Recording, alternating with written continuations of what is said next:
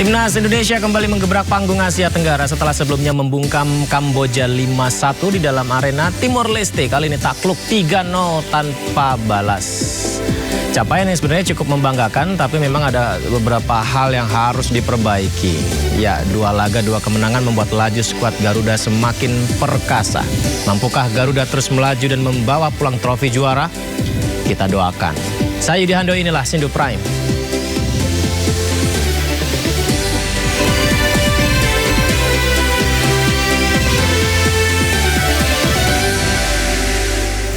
Ya, kita ke informasi yang pertama. Pemirsa, terjadi kebakaran di Pasar Sempinggan. Kita simak informasi selengkapnya.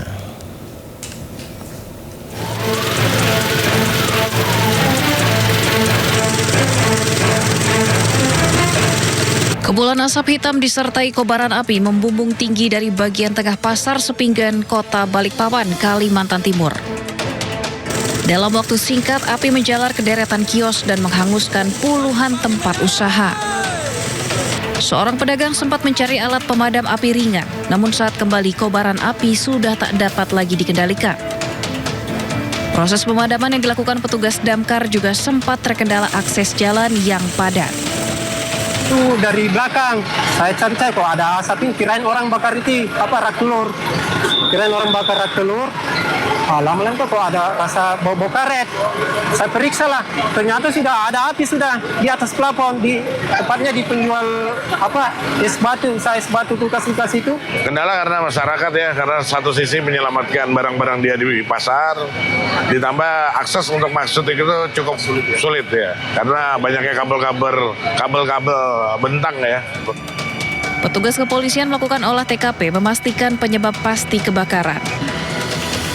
Tidak ada korban jiwa dalam peristiwa ini, namun puluhan pedagang yang kehilangan tempat usahanya merugi hingga miliaran rupiah. Dari Balikpapan, Kalimantan Timur, Ardi Wirya, iNews melaporkan. Massa yang tergabung dari kelompok pesilat menggeruduk markas Debt Collector di Surabaya, Jawa Timur. Aksi itu merupakan buntut dari kasus penganiayaan oknum Debt Collector terhadap 2 orang di kawasan Tegalsari, Surabaya.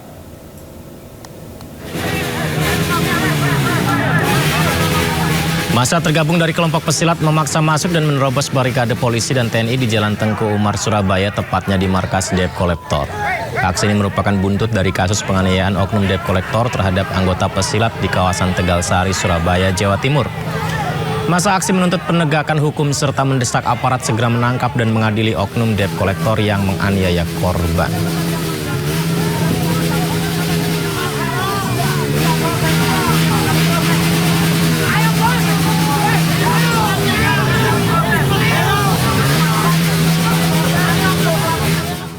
Sebelumnya aksi pembacokan petugas parkir valet di kafe di Surabaya berujung bentrokan antara kelompok pesilat dan Debt Collector. Padahal polisi telah mengamankan terduga pelaku pembacokan.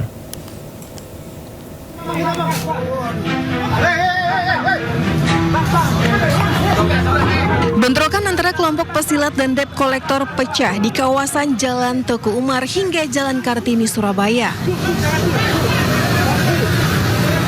Peristiwa ini buntut aksi pembacokan terhadap 2 petugas parkir valet di sebuah kafe di Jalan Basuki Rahmat yang terjadi sehari sebelumnya.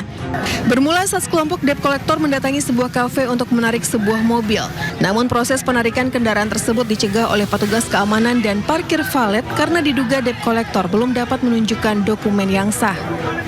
Mediasi sempat dilakukan, namun situasi berubah menjadi cekcok hingga berujung bentrokan. Kelompok Debt Collector kemudian kembali ke lokasi dan diduga melakukan penyerangan menggunakan senjata tajam. Akibatnya 2 petugas parkir valet mengalami luka-luka akibat sabetan senjata tajam.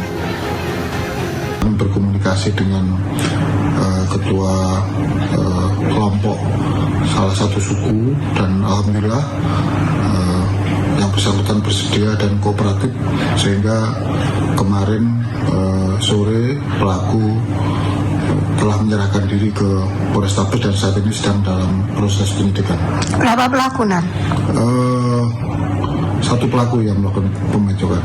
Polisi menyebut salah satu korban pembacokan diketahui memiliki keterkaitan dengan salah satu perguruan silat. Kondisi inilah yang kemudian memicu aksi balasan hingga terjadi bentrokan antar kelompok di kawasan Teku Umar.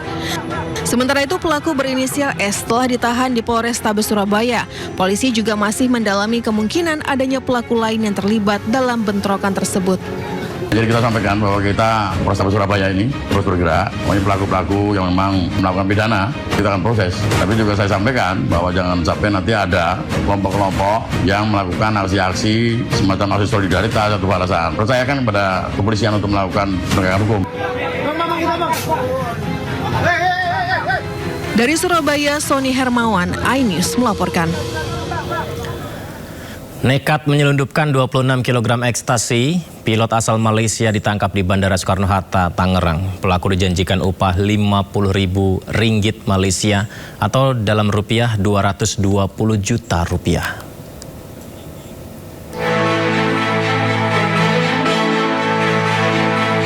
Bareskrim Polri dan Bea Cukai menangkap Mo Salvi bin Othman usai membawa 25 kg sabu dan ekstasi di Terminal 3 Kedatangan Internasional Bandara Soekarno-Hatta. Pelaku merupakan warga negara Malaysia yang berprofesi sebagai pilot maskapai asing. Pelaku mengaku dapat perintah dari seorang bandar asal Malaysia untuk membawa narkotika tersebut ke Jakarta dan dijanjikan upah Rp50.000 Malaysia atau sekitar 220 juta rupiah. Ternyata pelaku telah 2 kali membawa narkoba ke Indonesia. Ini ada pilot dari maskapai penerbangan asing menerbangkan pesawat dari Kuala Lumpur ke Soekarno-Hatta MH727. Landing di Soekarno-Hatta, kemudian pada saat kami lakukan pemeriksaan terhadap bagasi koper yang bersangkutan ditemukan kecurigaan, kita periksa ternyata ada 14 bungkus ekstasi yang setelah dihitung pada saat pengembangan 70.114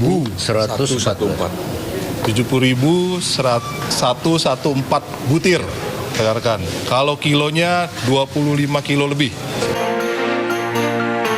Pengungkapan ini merupakan hasil operasi gabungan Bea Cukai Bandara Soekarno-Hatta dengan Ditipit Narkoba Bareskrim Polri. Tim Liputan iNews melaporkan. Penyelidikan penyebab kematian Sutrimo, kepala urusan rumah tangga ex-Jampitsus Febri Adriansyah terus bergulir. Polda Metro Jaya telah memeriksa 5 orang saksi dan berencana memanggil dokter yang terakhir kali memeriksa kondisi Sutrimo.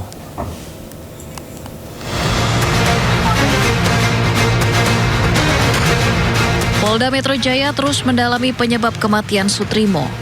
Mulai dari melakukan olah TKP, menelusuri CCTV, menyita sejumlah barang bukti hingga memeriksa sejumlah saksi. Polda Metro Jaya mengatakan telah memeriksa 5 orang saksi terkait kematian kepala rumah tangga ex-Jampitsus Febri Adriansyah. Kelima orang tersebut adalah AZ dan MOP pengemudi mobil ambulans yang membawa jenazah Sutrimo menuju Banyumas, M petugas medis di Rumah Sakit Muhammadiyah, MZ dan S, manajer pemilik ambulans menuju Banyumas, dan sebelumnya MA saksi terakhir di klinik Morden, serta AAS pengemudi ambulans.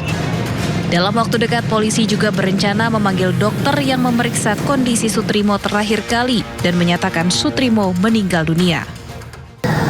Mulai hari Senin 27 Juli, penyelidik gabungan dari tim Ditreskrim dan Polres Metro Jakarta Selatan bersama Puslapor Bareskrim Polri melakukan olah tempat kejadian peristiwa, olah TKP. Juga melakukan pemeriksaan kepada beberapa orang saksi, mengambil beberapa barang bukti, mengolah untuk diolah barang bukti dan dilakukan pendalaman. Ada 5 orang saksi yang sudah dimintai keterangan. Sebelumnya, tim gabungan Polda Metro Jaya dan Polres Metro Jakarta Selatan menggelar olah TKP lanjutan di Morden Estetik Klinik Kebayoran Baru, Jakarta Selatan, yang diduga jadi lokasi meninggalnya kepala rumah tangga ex-Jampitsus Febri Adriansyah Sutrimo. Tim gabungan membawa sejumlah barang bukti berupa karpet dan 1 plastik untuk diperiksa tim Puslap for Mabes Polri. Tim Liputan iNews melaporkan. Kepolisian terus mendalami kejanggalan di balik meninggalnya Sutrimo, kepala urusan rumah tangga ex-Jampitsus Febri Adriansyah. Sementara keluarga Sutrimo di Banyumas, Jawa Tengah tidak akan menuntut pihak manapun terkait kematian orang dekat ex-Jampitsus Febri Adriansyah itu.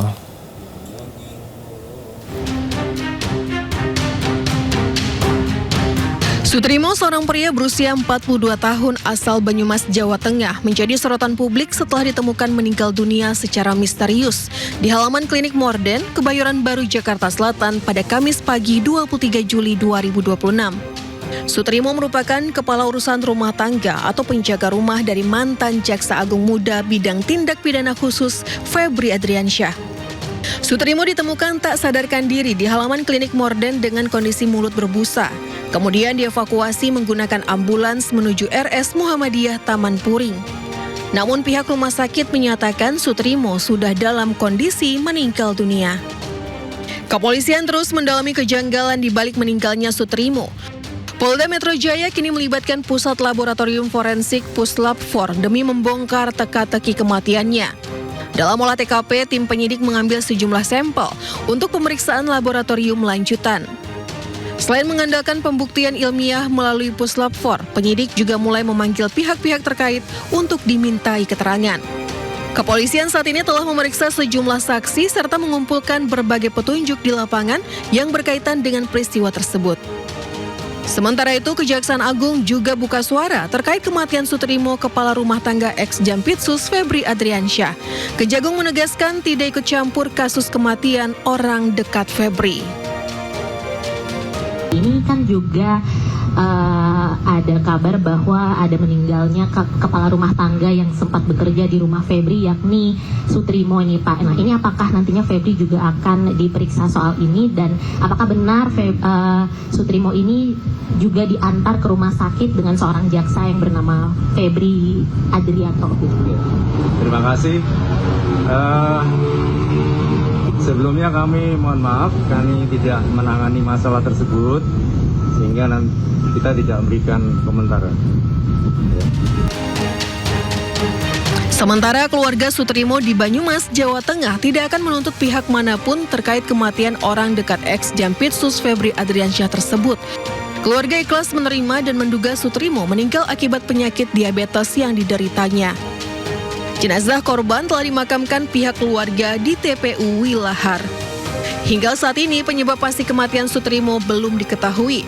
Proses penyelidikan pun sempat menghadapi tantangan lantaran pihak keluarga korban menolak dilakukannya tindakan autopsi terhadap jenazah. Tim Liputan iNews melaporkan. Kejaksaan Agung menetapkan Nurman Herin menjadi tersangka kasus tindak pidana pencucian uang ex-Jampitsus Febri Adriansyah. Nurman Herin merupakan teman kuliah Febri yang juga orang kepercayaannya.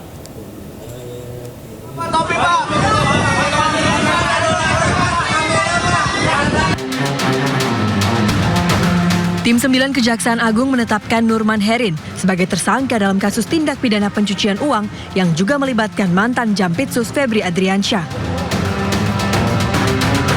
Nurman Herin menjadi tersangka setelah diduga ikut serta dalam kasus yang menyeret Febri.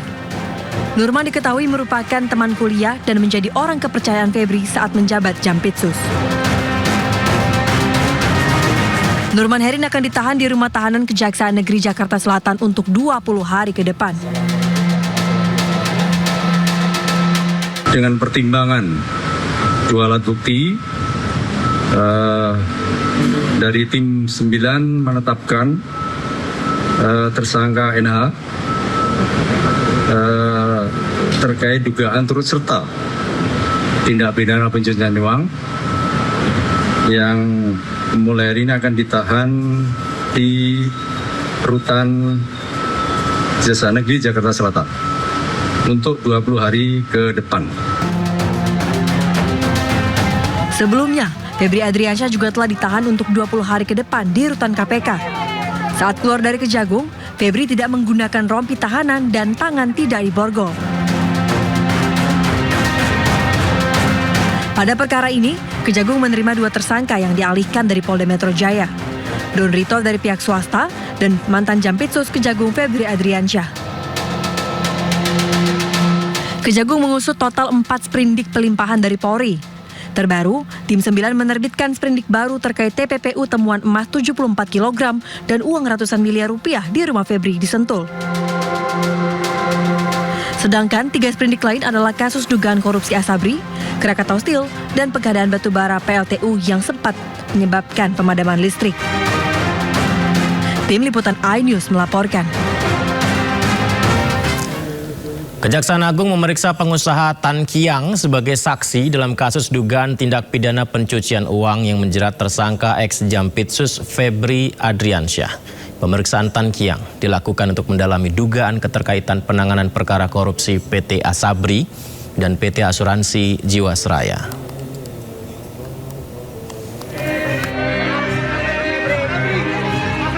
Koordinator Tim 9 sekaligus Jaksa Agung Muda bidang pengawasan memeriksa pengusaha Tan Kiang sebagai saksi guna mengkonfirmasi sejumlah informasi yang berkaitan dengan proses penanganan perkara dugaan tindak pidana pencucian uang atau TPPU yang menjerat tersangka ex-Jampitsus Febri Adriansyah.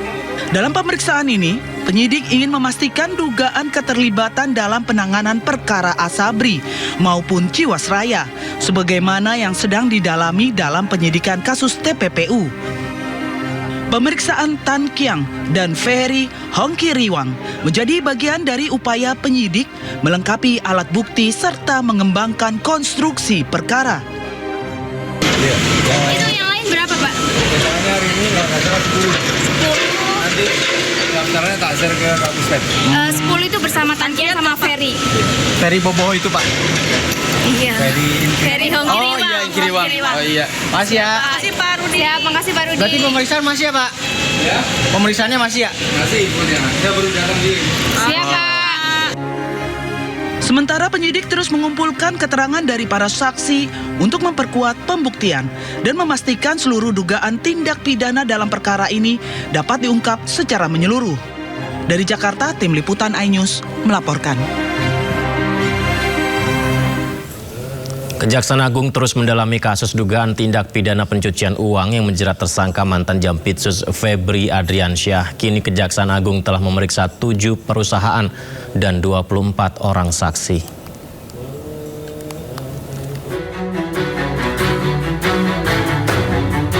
Kejaksaan Agung telah memeriksa 7 perusahaan dalam kasus dugaan tindak pidana pencucian uang yang menjerat tersangka mantan Jampitsus Febri Adriansyah. Ketujuh perusahaan yang diperiksa diduga kuat menggunakan firma hukum tersangka Don Rito untuk penanganan perkara di Kejaksaan Agung. Selain itu, puluhan saksi juga telah diperiksa dalam kasus tersebut. Pihak Kejaksaan Agung mengungkap sejauh ini sudah ada 24 orang saksi yang dimintai keterangan oleh Tim 9. Yang telah diperiksa perusahaan yang diduga kuat menggunakan jasa terkait dengan penanganan perkara di Jampitsus, antara lain PT Waskita Beton hadir, PT Argo Jaya, PT Inti Sumber Baja Sakti, PT Perwira Aditama Sejati, PT Jasa Marga, kemudian dari LPEII, kemudian yang ketujuh PT Bandung Indah Gemilang. Ini perusahaan-perusahaan yang diduga kuat menggunakan jasa hukum yang terkait dengan diduga kuat Don Rito dan kawan-kawan. Kemudian dari seluruh total saksi yang sudah diperiksa sampai hari ini adalah 24 saksi. Tak hanya memeriksa puluhan saksi, Kejaksaan Agung juga menetapkan tersangka baru, yakni Nurman Herin yang diduga kuat terlibat dalam kasus TPPU Febri Adriansyah. Dari Jakarta, Tim Liputan iNews melaporkan. Kedekatan Kapolri dan Jaksa Agung saat ini makin disoroti publik. Tidak hanya publik, Presiden juga menyebut hubungan keduanya semakin dekat. Program baru ini adalah program lama. Ya pemirsa, pasca berpindahnya kasus ex-Jampitsus Febri Adriansyah dari kepolisian ke kejaksaan, hubungan Kapolri Jenderal Listio Sigit Prabowo dan Jaksa Agung ST Burhanuddin terus disorot. Hubungan keduanya disebut-sebut makin dekat dan makin akrab. Bahkan kedekatan Kapolri dan Jaksa Agung ini sempat digoda loh oleh Presiden Prabowo pada saat acara aksi massal atau akad 62.000 unit rumah subsidi di Batang, Jawa Tengah. Dan kami selalu berpikir bagaimana perbaikan ke depan lagi. Jaksa Agung, Panglima TNI, saya ulangi ya, Jaksa Agung, Kapolri,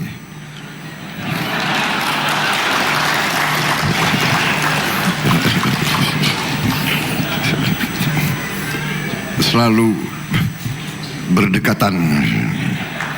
Baru Panglima TNI, Kepala Badan. Ya pemirsa, 12 kepala daerah sejauh ini telah terkena operasi tangkap tangan oleh KPK. Dan OTT KPK ini berkaitan dengan sejumlah persoalan hukum, mulai dari pemerasan hingga dugaan korupsi. Ya ibaratnya papan klasemen, OTT KPK di tahun 2026 ini ternyata sudah menyeret 12 peserta, di mana 12-12-nya dari pejabat daerah. Di mana Bupati nonaktif Pati Sudewo menjadi yang pertama mengalami OTT dan tengah menjalani persidangan. Diikuti oleh Maidi, Fadia Rafiq, Fikri Tobari, Samsul Aulia Rahman, Gatot Sunu Wibowo hingga Edison. Ada juga berikutnya Bupati Kuantan Singingi, Soehardiman Ambi, juga terkena OTT pada 30 Juni 2026, diduga terlibat dugaan korupsi. Ada juga Syah Fandin, Etik Suryani, lalu Ahmad Zaini hingga Anom Widiantoro. Ya kita semua akhirnya bertanya ya, ini 12 akan menjadi OTT terakhir di tahun ini atau jangan-jangan akan bertambah lagi?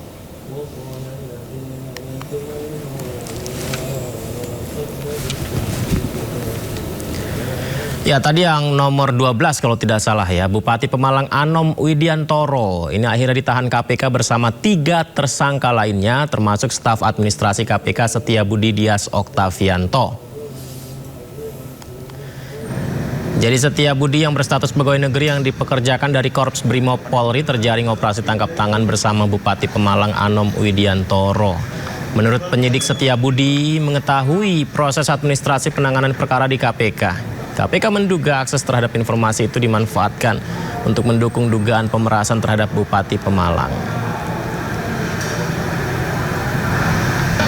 Dia telah menetapkan 4 orang sebagai tersangka.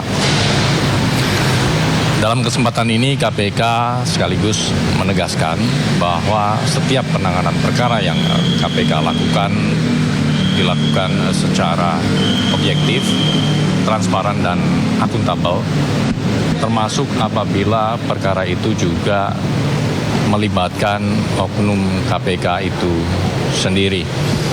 Hal ini sebagai wujud komitmen KPK untuk memastikan tegaknya tiang integritas baik pada kelembagaan KPK ataupun pada setiap insan Komisi Pemberantasan Korupsi. Ya ini pemirsa, terkait adanya oknum KPK dijadikan tersangka. Wakil Ketua Komisi Pemberantasan Korupsi KPK periode 2015-2019 Saud Situmorang menyoroti adanya oknum staf administrasi KPK yang malah jadi salah satu tersangka pemerasan. Saud menyatakan hal itu memalukan. Ya Pak Saud, ini salah satu staf dari KPK ya, ini ditangkap dan ditetapkan tersangka. Sebelum saya nanya secara teknis mengenai akses, apa tanggapan Anda mengenai hal ini? Ya tentunya memalukan dong ya, gimana di tengah Mas David tadi di peran pengantar juga mengatakan dengan indeks persepsi korupsi 34 Saya di banyak tempat mengatakan ini benar-benar sekelas Nepal. Ini malah sekarang ini dengan kayak begini di bawah Nepal kelasnya sudah. Tinggal kita tunggu aja indeks persepsi korupsi Januari 2026 yang akan datang 2027. Jadi ini memalukan sebenarnya tapi sebenarnya Mas David ya ini udah kita perkirakan kok ketika undang-undang KPK diganti tahun 2019. Kira-kira gitu Mas. Yang soal siapa saja sebenarnya di KPK yang bisa mengakses informasi mengenai perkara yang sedang ongoing gitu yang ditangani. Ya itu tergantung nanti pertama kali laporan itu dikirim lewat siapa gitu, lewat email kah atau lewat telepon atau lewat kemudian surat di bawah itu kan setiap pagi itu ada orang ngantar tuh di bawah tuh. Ya itu biasanya dicatat tuh di situ. Nah itu dicatat itu by definition itu sebenarnya dia KPK sudah menanganinya. Selepas itu dibuka atau tidak oleh pimpinan, tapi begitu surat itu tercatat tanggal sekian itu artinya itu sudah ditangani oleh KPK. Nah kemudian surat itu masuk kemana? Biasa masuk pengaduan masyarakat ke Dumas. Dari pengaduan masyarakat nanti mereka akan pelajari, diklarifikasi, di cross check, double check lagi, ditanya si pengirimnya, diajak bicara dan seterusnya sampai kemudian kalau dianggap sudah cukup dia akan paparan kepada pimpinan dan pimpinan menyetujui dilakukan penyelidikan. Nah penyelidikan tentu di situ ada kan satgas. Jadi kebocoran kalau Mas David lihat tadi bisa jadi waru pertama surat itu diterima juga sudah bisa mulai potensi kebocoran di situ. Karena ini kan disebutnya dia bukan penyidik ya, bukan penyidik, bukan penyelidik, tapi staf admin biasa. Tapi dia memiliki akses. Ini menunjukkan bahwa sebenarnya ada sesuatu yang kemudian agak berbeda dari yang sebelumnya. Karena bagaimanapun ribuan surat, kadang-kadang bisa 8.000 surat per tahun itu kan semuanya itu potensinya adalah terjadinya peristiwa pidana, tetapi kelengkapannya yang belum. Nah kemudian bagaimana seseorang bisa mengakses itu, ini menjadi aneh. Yang saya pikir kita nggak tahu bagaimana dia mendapat itu. Nanti bisa ditanya apakah tergeletak kemudian dia baca atau bagian dari staf di situ dia tidak penyidik tapi dia bagian admin, kita nggak tahu. Nanti itu yang perlu didalami Mas David. Pemirsa, maaf nih, saya siaran saya pakai aja seragam sekolah dasar seperti ini. Soalnya kalau nggak saya pakai sekarang disimpan dulu malah dikorupsi. Lebih aneh mana coba pemirsa? Lebih aneh mana? Seragam sekolah saya pakai siaran atau seragam sekolah malah dipakai buat korupsi?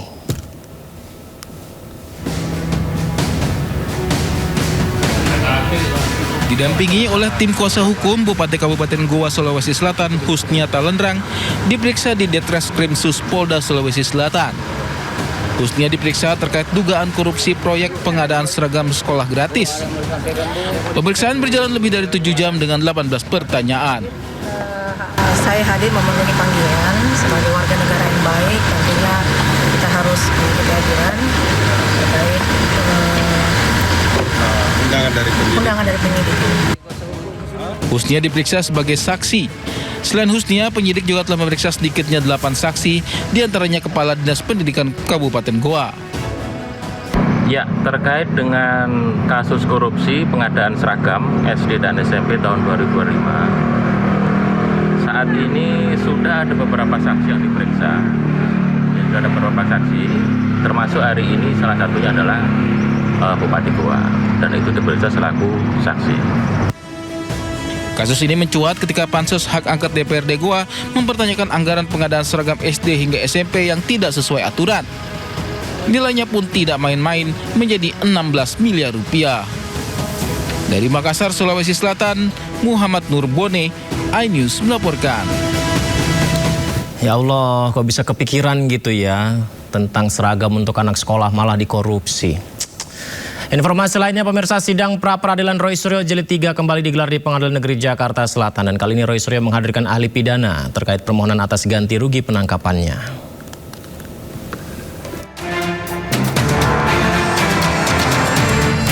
Sidang pra-peradilan Jilid 3 tersangka kasus ijazah Presiden ke-7 Republik Indonesia Joko Widodo, yaitu Roy Suryo, kembali digelar di Pengadilan Negeri Jakarta Selatan pada Jumat pagi. Roy Suryo kali ini mengajukan pra-peradilan dengan menggugat Polda Metro Jaya untuk mengganti rugi sebesar 206 juta rupiah. Rincian gugatan yaitu ganti rugi material senilai 106 juta rupiah dan ganti rugi imaterial senilai 100 juta rupiah. Dalam agenda sidang hari ini, Roy menghadirkan ahli pidana, yaitu Didit Wijayanto Wijaya. Menurutnya, Didit akan memberikan pandangan terkait kesesuaian permohonan ganti rugi dengan ketentuan dalam KUHP. Pergantian atau soal misalnya ganti rugi itu apakah berkesesuaian dengan KUHP yang baru ya gitu, karena KUHP yang baru kalau saya tidak salah di pasal 173 itu ada ya gitu, dan nanti beliau akan menerangkan di pasal 1 juga ayatnya berapa kemudian apakah yang kita mohonkan itu sesuai atau tidak, itu yang akan kita pertanyakan. Sebelumnya pada sidang pra-peradilan pertama, Hakim Tunggal I Ketut Darpawan mengabulkan sebagian permohonan Roy Suryo. Sidang menyatakan bahwa penggeledahan, penangkapan, dan penahanan dirinya tidak sah. Sementara sidang pra-peradilan kedua yang menggugat penetapan tersangka ditolak hakim. Tim Liputan iNews melaporkan. Timnas Indonesia menang 3-0 melawan Timor Leste. Kita diskusikan ya pemirsa di Sindo Prime setelah jeda. Jangan kemana-mana pemirsa.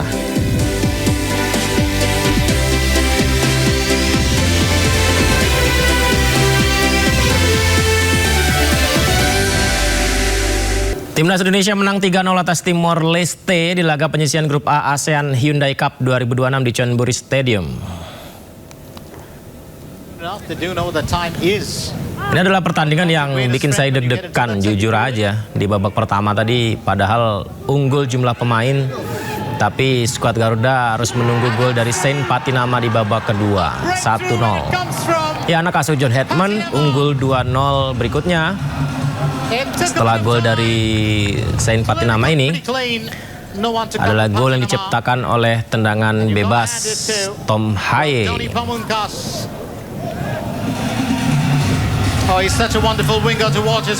Semoga saja ini belum peak performance skuad Garuda kita ya. Kan dalam sebuah tim biasanya ada peak performance-nya. Nah, kita lihat adalah gol kedua yang diciptakan melalui tendangan bebas Tom Haye, Persib Bandung ya. Juga sudah memiliki banyak pengalaman di Liga Utama Eredivisie, Liga Belanda. Bam. Tidak ada yang meragukan Tom Haye. Gol kedua diciptakan oleh Tom Haye, berpelukan dengan Egy Maulana Fikri dan membuat Indonesia unggul 2-0 atas Timor Leste. Kita percepat saja ya. Kemudian setelah Saint Patinama, Tom Haye, Mitchell Baker. Ini anak muda yang luar biasa, membawa Garuda menjauh 3-0. Di laga selanjutnya Indonesia akan hadapi laga hidup mati lawan Vietnam di Stadion Pakansari, Bogor, Jawa Barat, Senin malam. And Mitch Baker has his fourth goal of the tournament.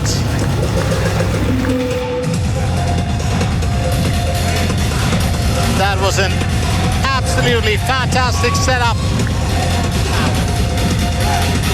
And Dylan Niski has been, well, struck twice. Ya itu tadi ya, meskipun memang dalam sepak bola itu tidak ada yang namanya matematika, kan, tetapi kalau melihat dari kemenangan tim-tim besar lawan Timor Leste, itu sepertinya Indonesia masih harus memperbaiki diri terus-menerus ya. Seperti kemenangan telak di laga perdana memang membuat optimis timnas Indonesia, apalagi di laga kedua tadi menang juga membuat kita optimis. Tapi ingat, ada dua lawan tangguh yakni Thailand, Vietnam yang selalu jadi batu sandungan. Ya, siapa yang meragukan timnas Thailand, tim salah satu terkuat di Asia Tenggara. Gol-gol yang banyak tercipta di laga pertama mereka di ASEAN Hyundai Cup 2026 melawan Laos. Salah satunya ini memperlihatkan betapa luar biasa kontrol bola, ball position, karakteristik permainan rapi yang kerap dipertontonkan. Banyak sekali gol yang tercipta di awal laga saat lawan Laos. Timnas Indonesia nanti kalau memang akan bertemu Thailand, bisa saja ya bertemu Thailand, tentu tidak akan mudah.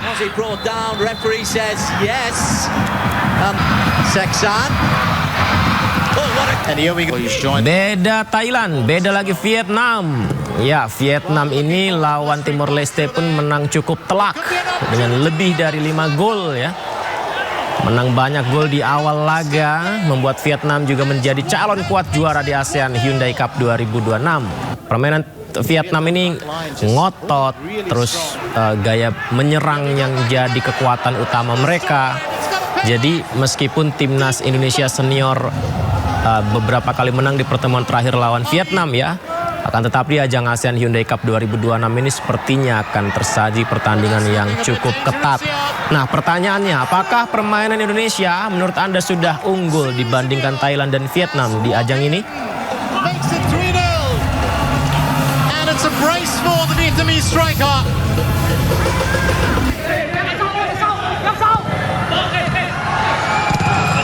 Well, really looking well to add to that tally. Ding dong! And that's goal number 4. And he's got a celebration as well. Opportunity. Itu dia pemirsa ya. Memang sekali lagi sepak bola tidak ada yang namanya matematika ya. Bisa saja nominal gol lebih banyak, tapi ketika bertemu bisa saja ada hasil yang tidak seperti sebelumnya begitu. Yang jelas kemenangan telak 3-0 diraih timnas Indonesia dengan mengalahkan timnas Timor Leste sore tadi di Thailand memang sangat membanggakan. Walaupun menang 3-0 melawan Timor Leste, namun timnas Indonesia tampak agak sedikit kewalahan dan serangan tampak kurang efektif. Nah, ada apa dengan timnas Indonesia? Lalu bagaimana peluang kita lawan Vietnam? Kita bahas ya bersama pengamat sepak bola Effendi Saputra. Assalamualaikum, selamat malam Bang Effendi.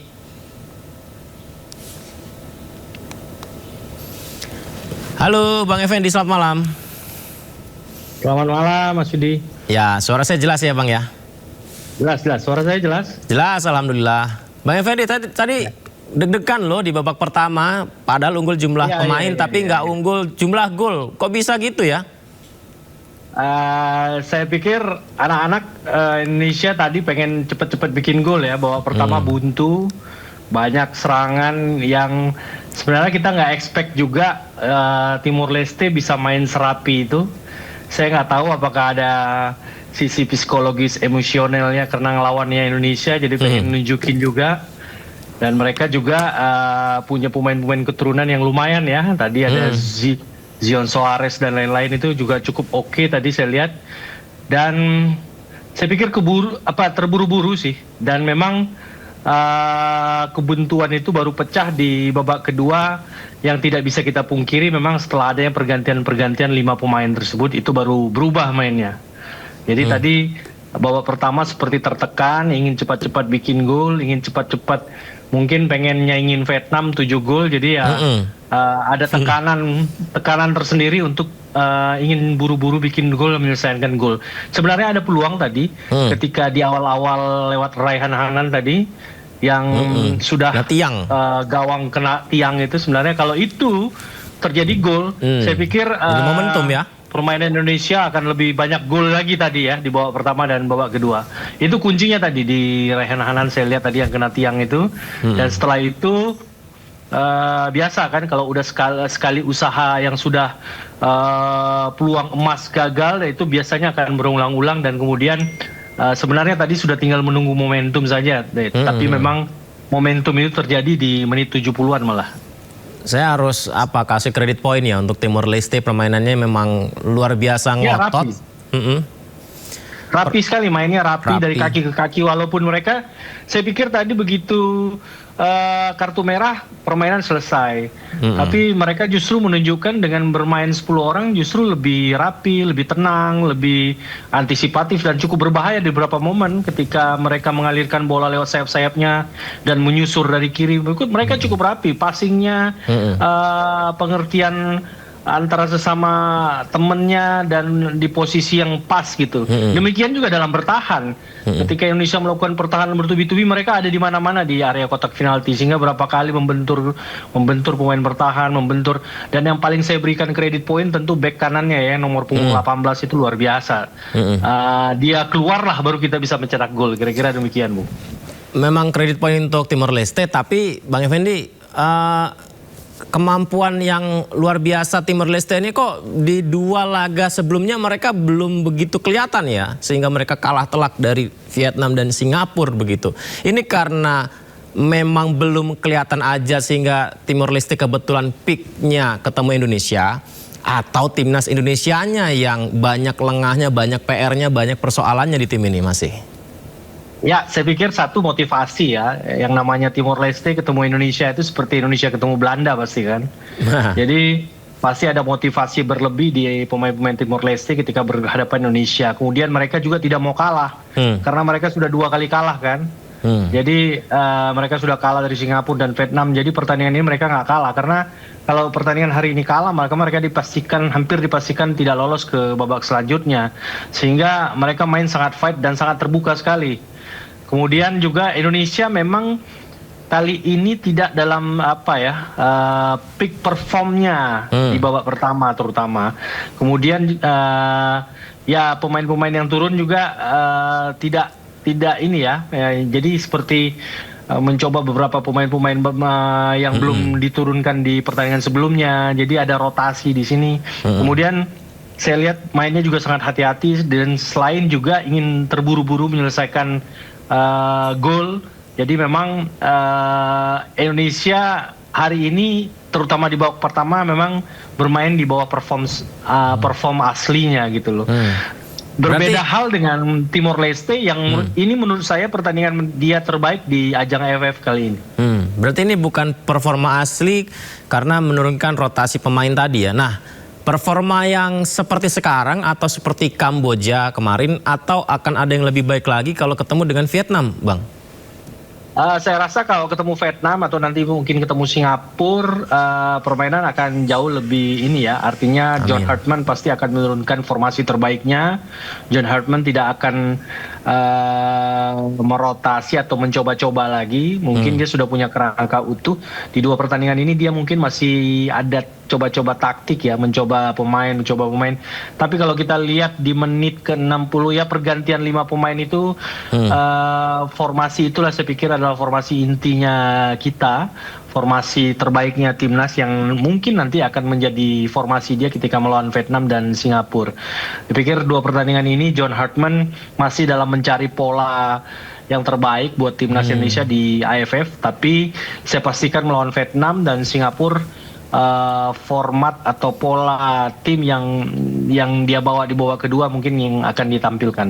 Dengan 2 pertandingan Indonesia timnas di ajang ASEAN ini, Bang, ini sama nggak Bang kualitasnya dengan saat di laga uji coba kita menang dari Oman dan menang dari Mozambik kemarin itu, Bang? Apakah ini adalah skuad yang sama, permainan sama, karakter sama sehingga menjanjikan untuk juara di ajang ini, atau ini agak sedikit menurun? Ya, kalau ke kualitas asli saya pikir ini masih belum menunjukkan kualitas asli Indonesia ya, karena memang masih banyak juga pemain-pemain yang punya jam terbang tinggi yang memang tidak turun di ajang AFF kali ini. Masih ada Jay Ijes, masih ada Martin Paes ya juga, Martin Paes dan Emil Audero dan lain-lain. Bakar Besi juga tidak ada. Jadi ya ini saya pikir ya lapis keduanya kita gitu loh. Jadi memang berbeda dengan tim yang kalau kita tampil di pra-piala dunia ataupun di FIFA Match Day seperti biasa itu ya berbeda tentunya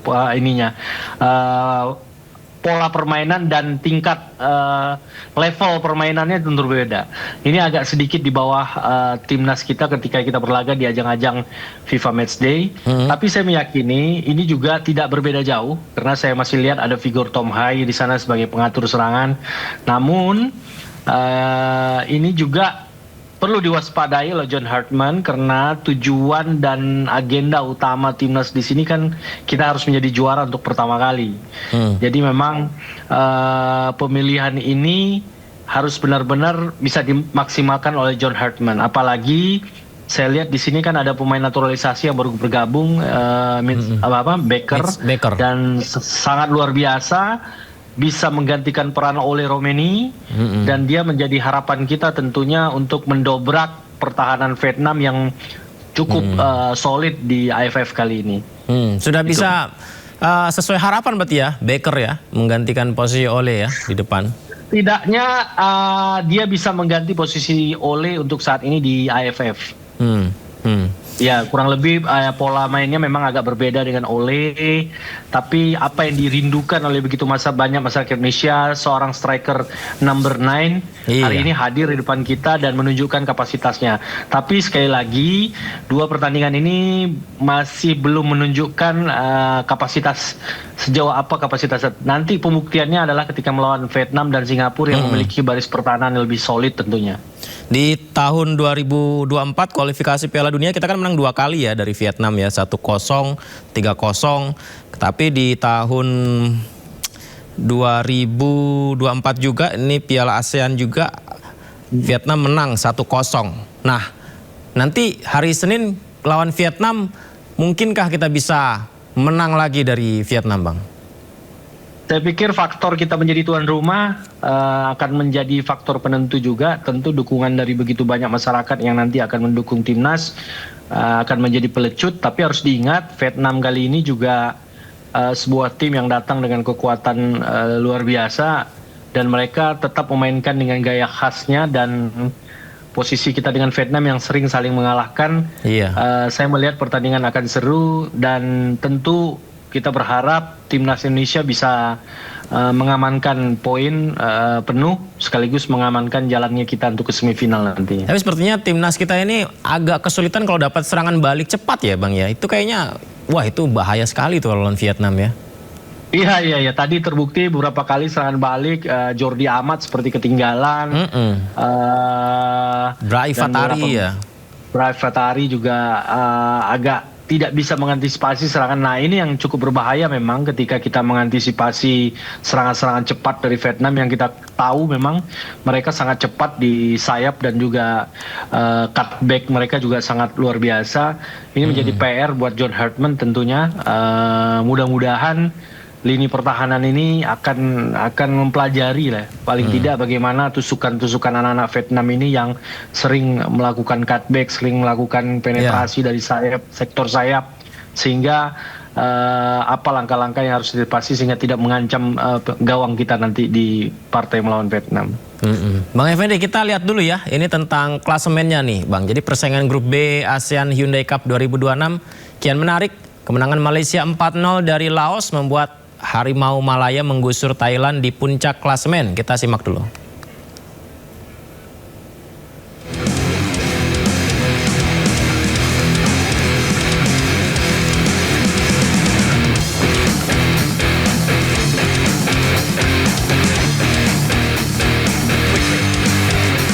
Grup B ASEAN Hyundai Cup 2026 telah menggelar 4 pertandingan. 17 gol tercipta dalam 4 laga tersebut. Timnas Malaysia sementara menggusur Thailand dari puncak klasemen Grup B usai menggilas Laos dengan skor 4-0.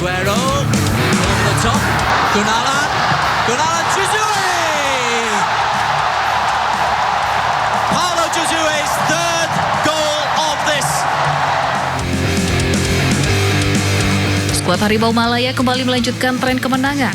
Pada laga perdana, Harimau Malaya juga berhasil menang 2-1 atas Myanmar.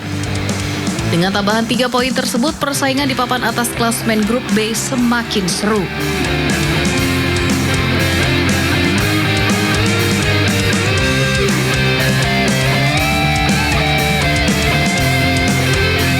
Malaysia memuncaki klasemen Grup B dengan torehan 6 poin. Skuad asuhan Tan Cheng Ho menggusur tim Gajah Putih yang masih mengkoleksi 3 poin. Thailand sendiri baru akan melakoni laga kedua di fase penyisihan grup saat menjamu Malaysia di Stadion Raja Manggala Sabtu mendatang. Laga tersebut bisa jadi penentu perebutan posisi puncak klasemen Grup B. Seperti diketahui, Thailand dan Malaysia masih menjadi tim terkuat di grup ini. 5 pemain Myanmar di kotak penalti, berbahaya dan gol!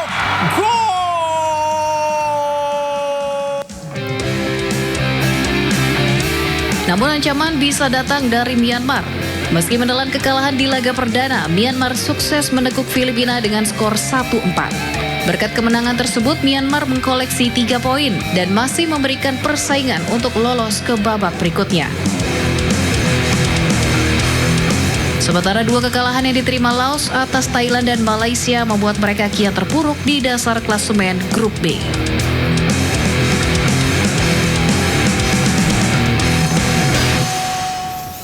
Ya, itu dominasi di Asia Tenggara ya Bang Effendi dan juga pemirsa. Thailand, Malaysia, Singapura, Vietnam, Indonesia begitu.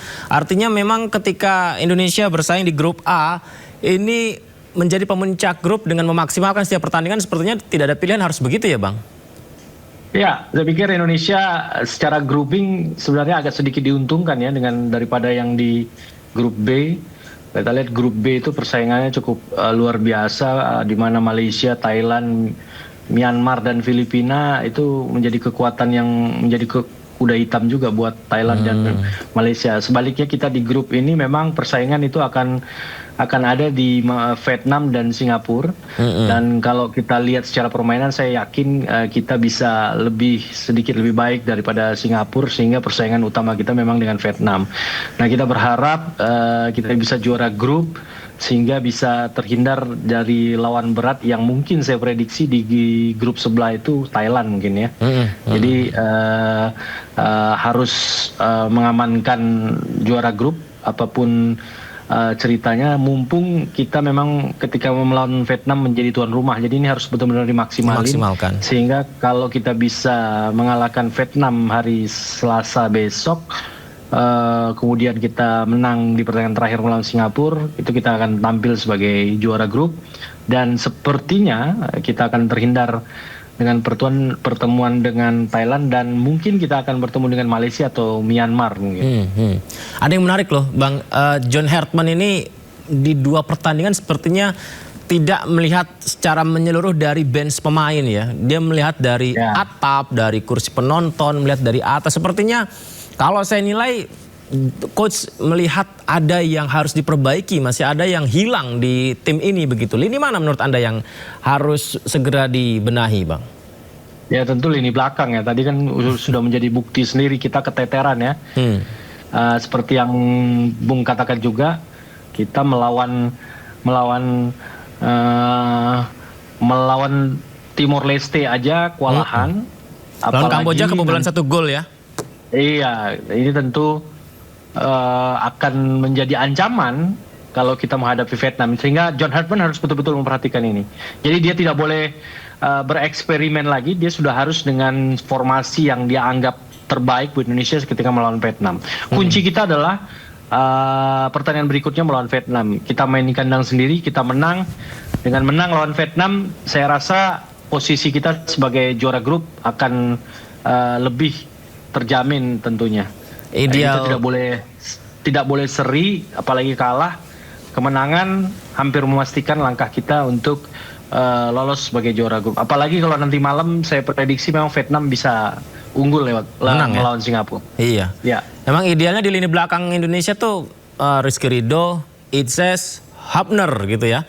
Trio belakang yang kalau ketika timnas senior tanding tuh bagus ya. Atau Bakar Besi ya. Nah, lebih gitu kan juga. Biasa kalau bermain di posisi 3 back ya biasa seperti itu kan.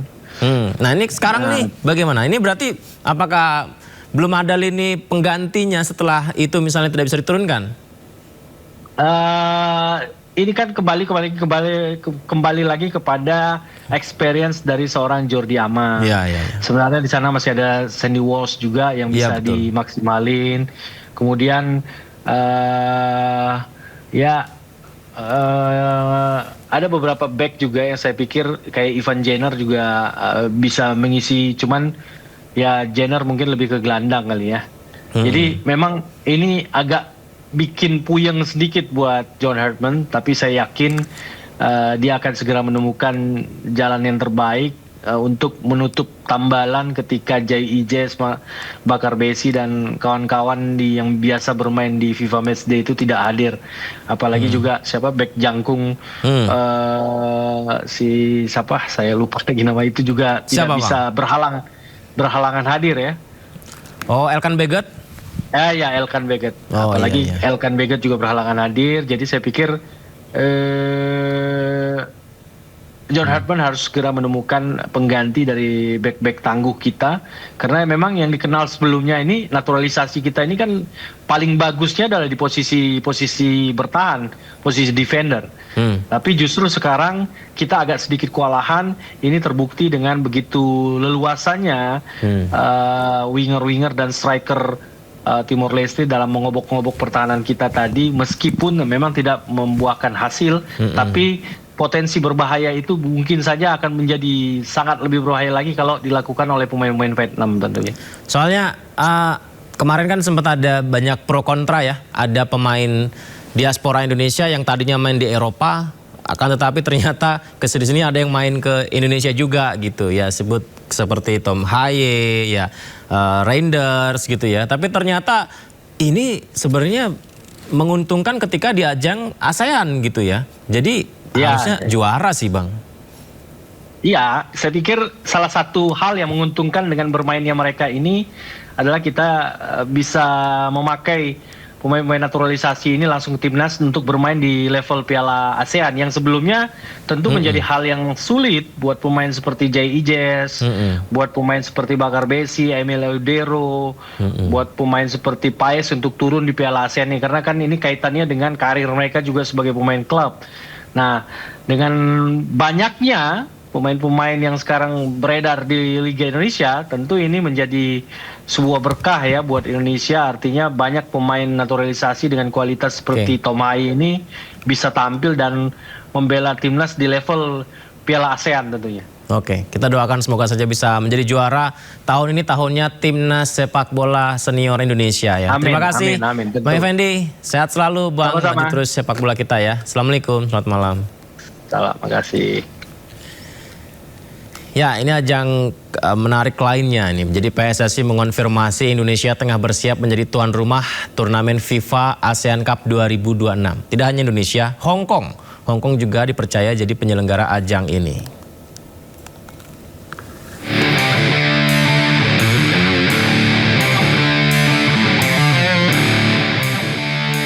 PSSI mengonfirmasi Indonesia tengah bersiap menjadi tuan rumah turnamen FIFA ASEAN Cup 2026. Selain Indonesia, Hong Kong juga berpeluang besar menjadi tuan rumah pendamping untuk turnamen akbar ini. Meski begitu, PSSI masih menanti penjelasan resmi dari FIFA mengenai aspek teknis penyelenggaraan. Kehadiran FIFA ASEAN Cup diproyeksikan menjadi panggung kompetisi sepak bola terbesar di kawasan Asia Tenggara yang langsung berada di bawah naungan resmi FIFA. Tidak hanya itu, dengan masuknya turnamen dalam kalender FIFA, seluruh negara peserta dipastikan dapat memanggil jajaran pemain terbaik sehingga diharapkan menjadi standar baru kompetisi sepak bola antar negara di kawasan Asia Tenggara. Kami sekarang sedang menunggu seperti apa kerjasama dari FIFA dengan kita sebagai tuan rumah, dan sepertinya ada dua nanti tuan rumah, Indonesia sama Hong Kong kalau nggak salah. Nanti kita lihat seperti apa pembagian wilayahnya, timnya, komposisi rankingnya, itu semua kan memang domainnya FIFA gitu. Sekarang FIFA sudah mulai mengukur FIFA ASEAN ya, ini plus kan, makanya ada beberapa negara yang diundang nantinya tentu itu, dan juga zona daripada tuan rumahnya juga tidak hanya di Asia Tenggara. Ini bagian FIFA berinvestasi melihat kesempatan pengembangan sepak bola yang ada di regional Asia Tenggara dan sekitarnya. Rencananya turnamen ini akan diikuti oleh 14 hingga 16 negara. Ajang ini juga dijadwalkan berlangsung pada 23 September hingga 3 Oktober 2026.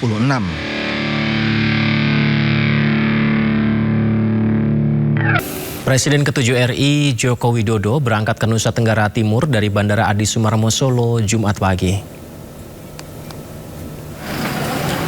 Joko Widodo dijadwalkan melakukan kunjungan ke Provinsi Nusa Tenggara Timur NTT selama 4 hari mulai 31 Juli hingga 3 Agustus 2026. Ia akan datangi 2 kota yakni di daerah Kota Kupang dan Kabupaten Kupang. Jokowi menyampaikan kegiatan di Kupang berisi sejumlah agenda yang menyentuh sektor ekonomi, kemasyarakatan, politik hingga pertemuan bersama relawan. Ada undangan Rakoda di Kupang, kemudian ada juga acara adat, kemudian juga ada karnaval gajah, ya mirip-mirip Pak, mirip-mirip. Hina wartawan politisi sekaligus anggota DPR RI Deddy Sitorus dilaporkan ke Mahkamah Kehormatan Dewan. Deddy dianggap merendahkan profesi wartawan dan tidak ada itikat untuk meminta maaf secara terbuka.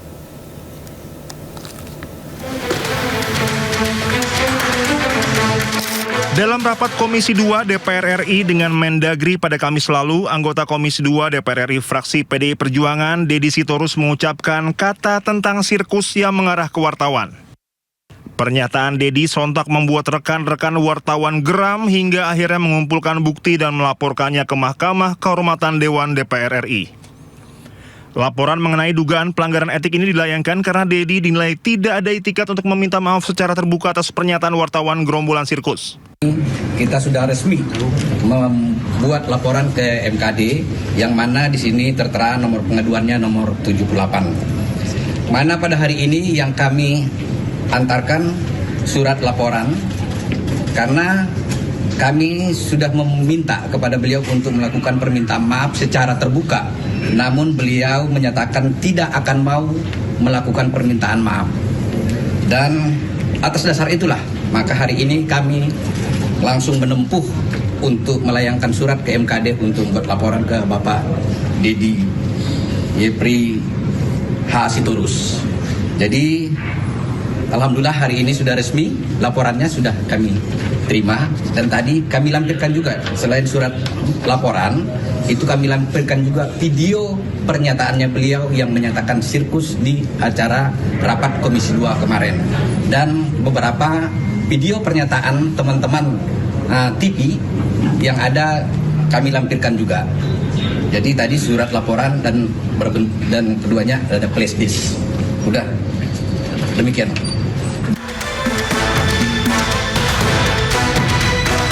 Sebelumnya, Deddy Sitorus sempat menyatakan bahwa saat sidang terlalu ramai dan tidak tertib, kondisi sudah seperti sirkus. Kemudian Deddy juga menyampaikan bahwa agar tolong ditertibkan sudah disediakan di atas, jangan kayak sirkus. Menurut Deddy, pernyataan yang disampaikan bukanlah merujuk kepada wartawan, melainkan kepada situasi yang semrawut. Tim Liputan Anyus melaporkan. Mahkamah Konstitusi memutuskan anggaran program MBG harus dipisahkan dari anggaran pendidikan. Kepala BGN tegaskan pelaksanaan program makan bergizi gratis tetap berjalan dan sumber anggaran diserahkan kepada pemerintah.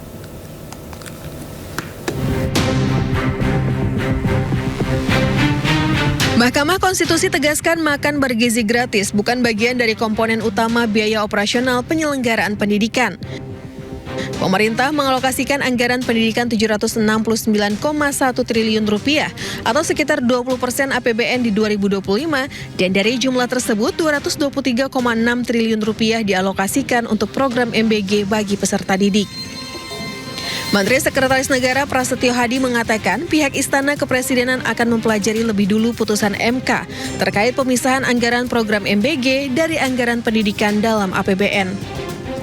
Kami juga sudah mendapatkan informasi bahwa MK mengambil sebuah putusan, tapi memang yang pertama karena kami posisi sedang di luar kota secara resmi, kami belum menerima salinan keputusan tersebut dan tentu saja karena apapun keputusan MK tentu kita hormati, nanti akan kita pelajari.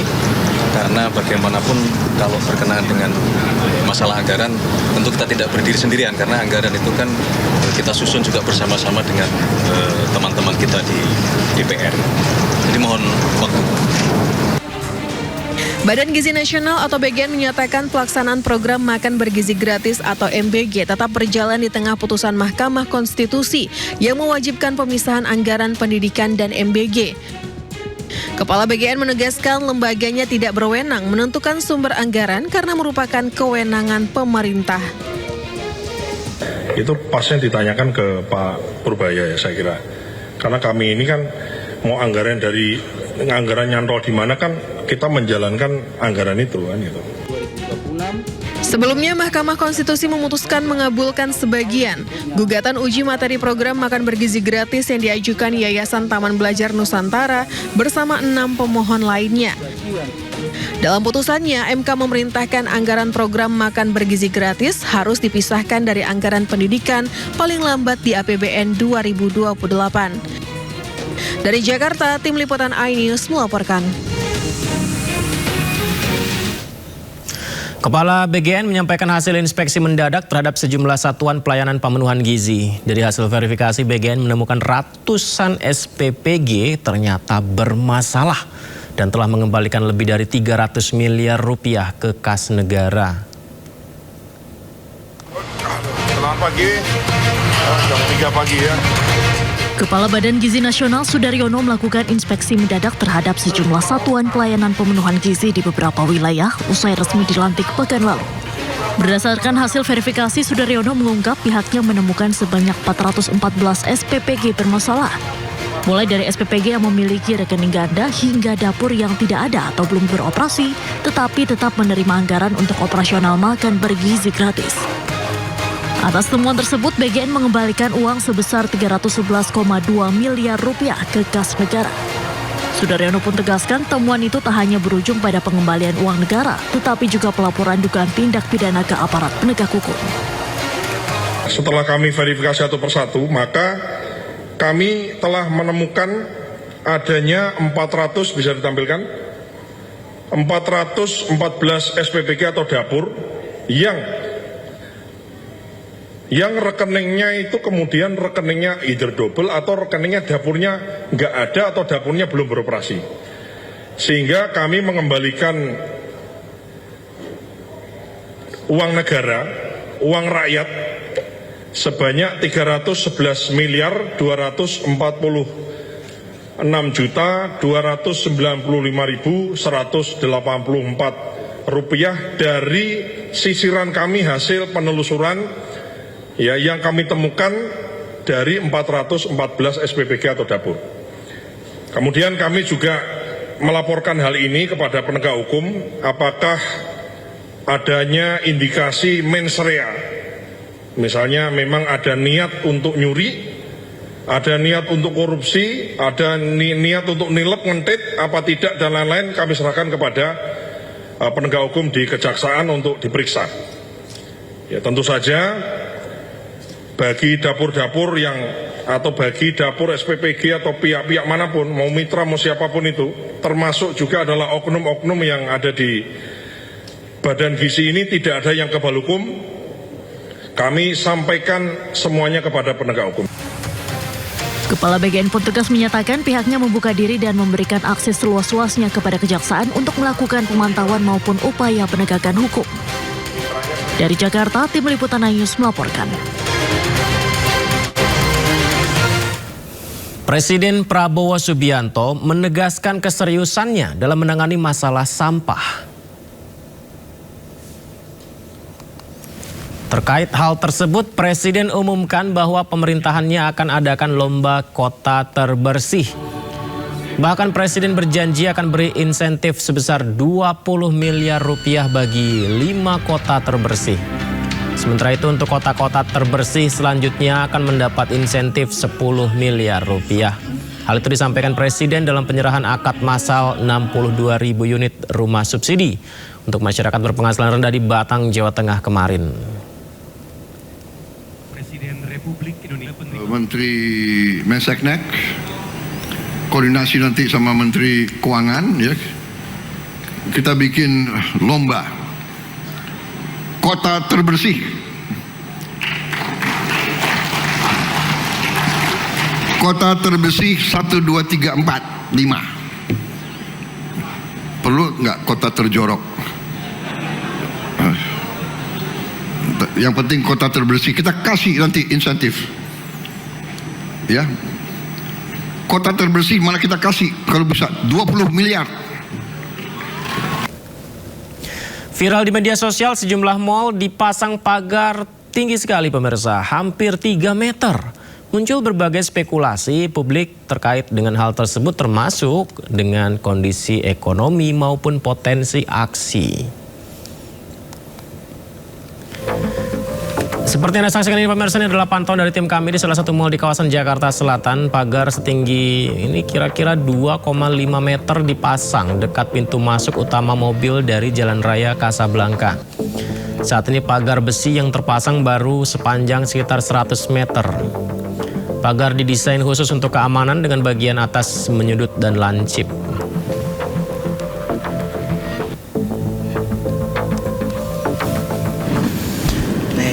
Kalau tadi di Jakarta, ini berikutnya ini pemasangan pagar besi juga ada di kawasan pusat perbelanjaan kawasan Blok M, Jakarta juga ya.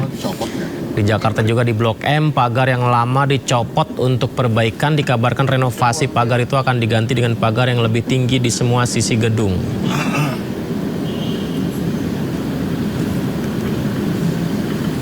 Kenapa serentak begini ya? Ya, di mall di Bekasi, mall di Bekasi. Jadi di Mall Bekasi juga ada pagar tinggi. Nampak di kawasan Pekayon, ini Pekayon Jaya ini ya, di Bekasi. Pagar besi tinggi di setiap sisi bangunan. Keterangan dari pengembang mal, pemasangan pagar merupakan bagian dari peningkatan fasilitas keamanan dan peremajaan aset perusahaan. Pagar juga diperlukan untuk mengantisipasi terjadinya kecelakaan, terutama bagi pengunjung yang berjalan kaki ke mal. Nah, pertanyaannya apakah ini serentak secara kebetulan saja? Atau apa sih yang terjadi?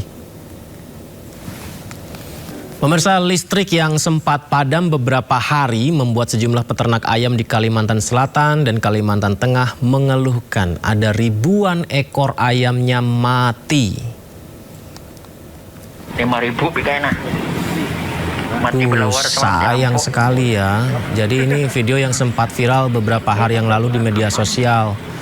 Di mana akibat listrik yang sempat padam beberapa hari kemarin nih pemirsa di area Kalimantan Selatan dan Kalimantan Tengah ternyata memberikan dampak yang tidak baik bagi peternak ayam.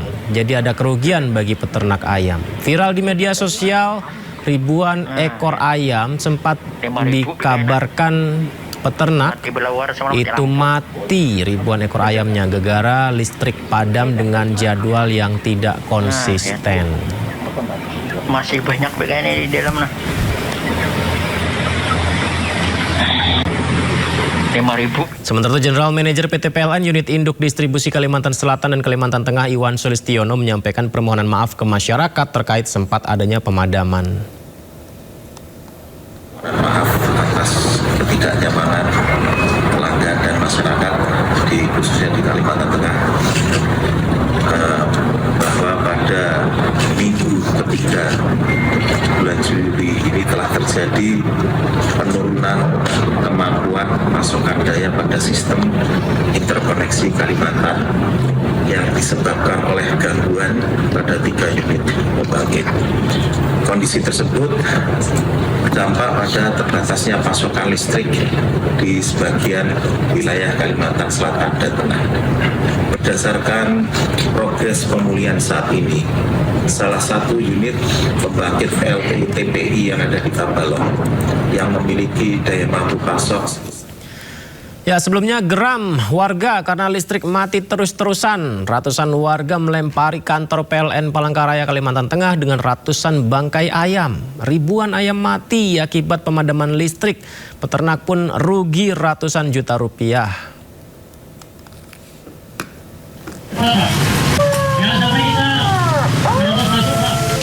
Kesal karena pemadaman listrik yang sering terjadi, massa terdiri dari warga dan komunitas peternak melemparkan ratusan bangkai ayam ke halaman kantor PLN Palangkaraya pada Rabu siang. Massa menyebut ribuan ayam mati akibat seringnya pemadaman listrik di wilayah Palangkaraya tanpa pemberitahuan atau tanpa jadwal pasti. Akibatnya ternak ayam yang menggunakan sistem kandang modern dan mengandalkan listrik kehabisan oksigen dan mati massal. Satu peternak rata-rata kehilangan 1.500 ayam dan merugi hingga ratusan juta rupiah. Selain melempari kantor dengan bangkai ayam, massa juga memasang spanduk penyegalan dan menuntut pemadaman listrik dihentikan. Perwakilan PLN Palangkaraya yang menemui massa menjelaskan pemadaman listrik terjadi akibat masalah pada pembangkit listrik. Namun diharapkan pasokan listrik akan pulih pada 5 Agustus 2026. Dari Palangkaraya, Kalimantan Tengah, Ade Sata, iNews melaporkan. Ya, bismillah, semoga pasokan listriknya lancar ya se-Indonesia ya. Dan informasi lain, pemirsa, Presiden Prabowo Subianto menggelar pertemuan dengan pengusaha, Kamar Dagang dan Industri Kadin seluruh Indonesia hari ini. Bertempat di Istana Negara, Presiden bertemu dengan seluruh Kadin se-Indonesia. Pertemuan ini berkaitan dengan arahan Presiden terkait peningkatan ekonomi dari daerah. Presiden Prabowo menegaskan pertemuan dengan perwakilan Kadin dari seluruh Indonesia ini menjadi salah satu agenda prioritas dan Presiden memandang nation building harus ditingkatkan demi kemajuan bangsa. Kadin ingin datang, saya bilang ini sangat penting dan saya prioritaskan untuk menerima pekerjaan.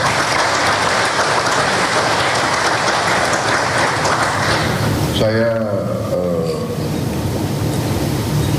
memandang bahwa usaha nation building, usaha pembangunan bangsa adalah satu proses yang sangat panjang. Maaf, saya tidak sebut Menteri Koperasi tadi. Oh, sorry. Menteri Koperasi Saudara Ferry Juliantono.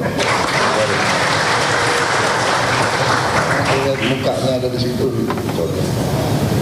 Aku tadi slip. Menteri Perindustrian Agus Gumiwang Kartasasmita membuka gelaran Gaikindo Indonesia International Auto Show 2026. Menperin berharap penyelenggaraan GIAS 2026 mampu menjadi penggerak penjualan kendaraan nasional sekaligus memperkuat posisi Indonesia sebagai basis produksi otomotif di kawasan Asia Tenggara.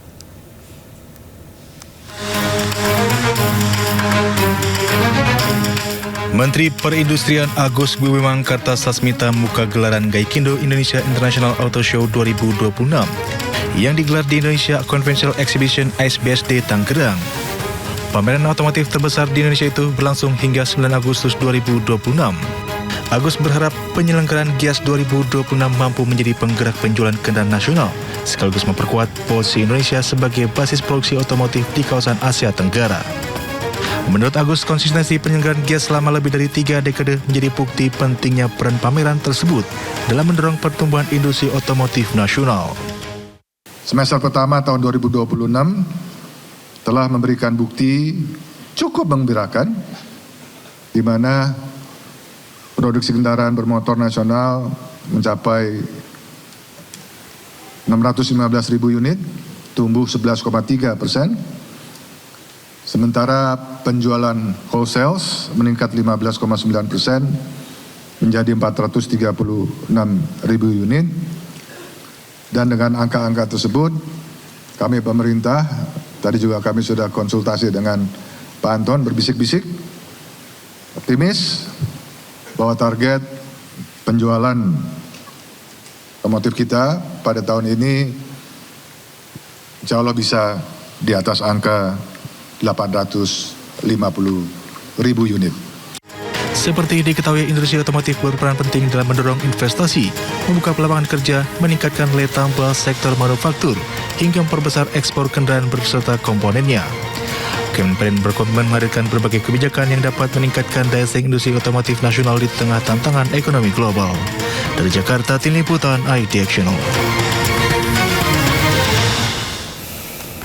Kita ke mancanegara, krisis migrasi kembali mengguncang Eropa saat pemerintah Spanyol membuka pintu bagi imigran ilegal dari Afrika Utara.